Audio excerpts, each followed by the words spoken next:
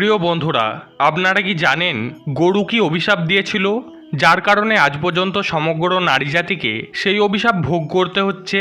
এতদিন যা এড়ানো যায়নি, কি ছিল সেই অভিশাপ? আসুন একটা প্রাচীন গল্পের মাধ্যমে তার উত্তর জানি। এক সময়ের কথা, ভগবান শ্রীকৃষ্ণ রাজ সিংহাসনে বসেছিলেন। তখন নারদমুনি তার কাছে আসেন এবং বলেন, হে প্রভু, আজ আমি মৃত্যুলোকে মানুষদের মাঝে ঘুরে বেড়াচ্ছিলাম। তখন একজন মহিলা আমাকে জিজ্ঞাসা করলেন, সত্যযুগে যখন মহিলারা সন্তানের জন্ম দিত, তখন শিশুরা জন্মের সাথে সাথেই হাঁটা শুরু করত, কিন্তু এখন আর তা হয় না। এমনটা কেন প্রভু? এই প্রশ্নের উত্তর আমার জানা ছিল না, সেই জন্য আপনার কাছে এসেছি। দয়া করে এই প্রশ্নের উত্তর বলুন। তখন শ্রীকৃষ্ণ বলেন, আপনার এই প্রশ্ন সমগ্র মানবজাতির জন্য খুবই গুরুত্বপূর্ণ। আপনি এই প্রশ্নের উত্তর জানতে চাইছেন, তাই আপনাকে একটা গল্প বলি। এই গল্পের মাধ্যমে আপনি জানতে পারবেন কেন মহিলাদের সন্তান জন্মানোর সাথে সাথে তারা হাঁটতে পারে না। তখন নারদমুনি বললেন, হে প্রভু, আমি এই গল্পটি সম্পূর্ণ মনোযোগের সাথে শুনব, দয়া করে আপনি গল্পটি বলুন।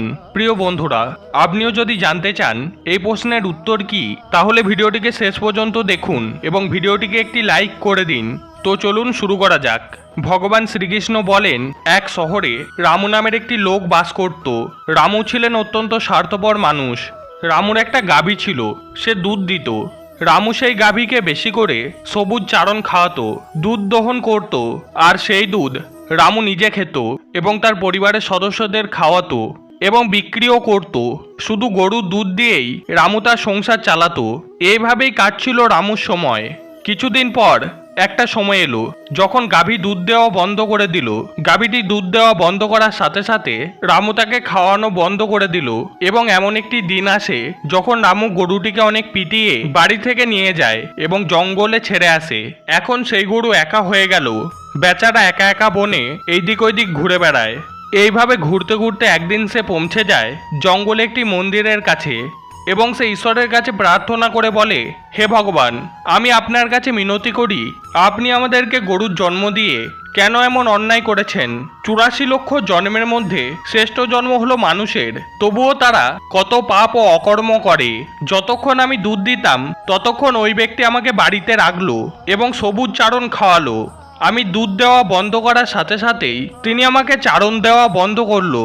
শুধু তাই নয়, তিনি আমাকে বাড়ি থেকে বের করে দিয়েছে। এখন আমি এইদিক ওইদিক ঘুরে বেড়াই, বনের গাছ ও ঘাস খেয়ে পেট ভরাই।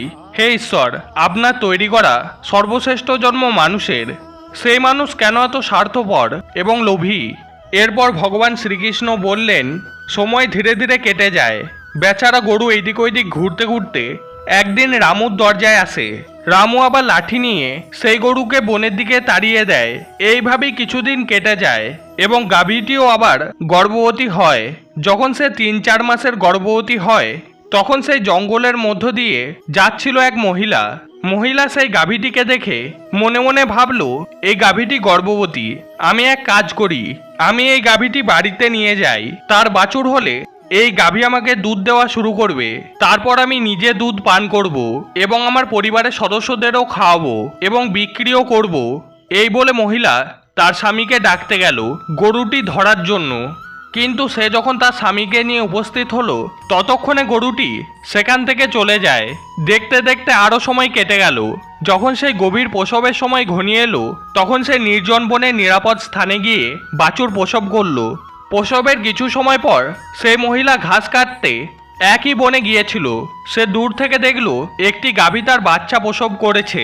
তখন সেই ভদ্র মহিলা তার কাছে গিয়ে গরুর দিকে মনোযোগ দিয়ে দেখে বলল, আরে, এটা তো সেই গাভীটা, ইতিমধ্যে বাছুর প্রসব করেছে। এবার মহিলাটি মনে মনে ভাবল, এখন আমি অবশ্যই এই গরুটিকে ধরে আমার বাড়িতে নিয়ে যাব। মহিলাটি যখন এই কথা ভাবছিল, ঠিক সেই মুহূর্তে গরুটি বলল, বোন, আজ আমাদের একটি উপকার করো। আমার সন্তানের সবে জন্ম হয়েছে, সে হাঁটতে পারে না। তুমি যদি তাকে তুলে আমার কাঁধে রাখো, আমি আমার সন্তানকে নিয়ে নিরাপদ স্থানে চলে যাব, কারণ আমার সন্তান 8 মাস পর হাঁটতে পারবে। এরপর ভগবান শ্রীকৃষ্ণ নারদমুনিকে বলেন, মহর্ষি নারদ, আগে এমনটা ছিল না। বাছুর জন্মের 8 মাস পরে নিজের পায়ে হাঁটতে সক্ষম হতো। তখন নারদমুনি বললেন, হে ভগবান, তারপর কি হলো বলুন। তখন ভগবান শ্রীকৃষ্ণ বলেন, গাভীর এই কথাটি শোনা মাত্রই সেই মহিলা উচ্চস্বরে হাসতে লাগলো এবং সে বলল, তোমার সন্তান নোংরায় পড়ে আছে, আমি কেন তোমার সন্তানকে তুলে তোমার কাঁধে রাখবো, আমি কেন তোমার উপর দয়া করব। এই বলে সেই মহিলা গরুকে নিয়ে মজা করতে করতে সেখান থেকে চলে গেল। সেই সময় গরুটি ছিল নিরুপায়, সে তার সন্তানকে তুলতে পারেনি। তাই সেই মুহূর্তে গরুটি অনেক দুঃখ পেয়ে তাকে অভিশাপ দেয়। অভিশাপ দিতে গিয়ে বলল, আজ যাও, এখন তোমাদের সন্তান জন্মের পরই হাঁটা শুরু করে, কিন্তু আজ আমি তোমাদের অভিশাপ দিচ্ছি, এবার থেকে তোমাদের সন্তান জন্মের 10 মাস পরেই পায়ে হাঁটতে পারবে।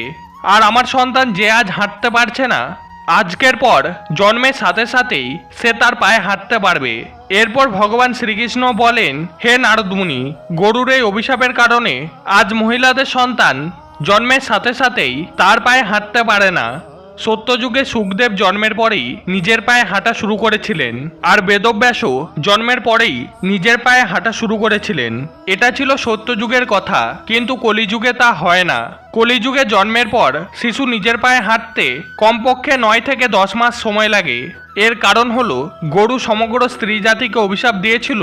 সেই দিন থেকে সমস্ত মহিলার সন্তান জন্মের সাথে সাথে হাঁটতে পারার প্রক্রিয়া থেমে যায়। গরুর অভিশাপের কারণেই শিশু জন্মের 9-10 মাস পরেই পায়ে দাঁড়াতে সক্ষম হয় এবং বাছুর একই দিন থেকেই নিজের পায়ে হাঁটতে সক্ষম হয়।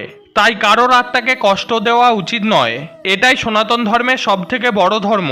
বন্ধুরা, অন্যের দুঃখে দুঃখী হওয়া এবং অন্যের আশীর্বাদ অর্জন করাই সবথেকে বড় ধর্ম।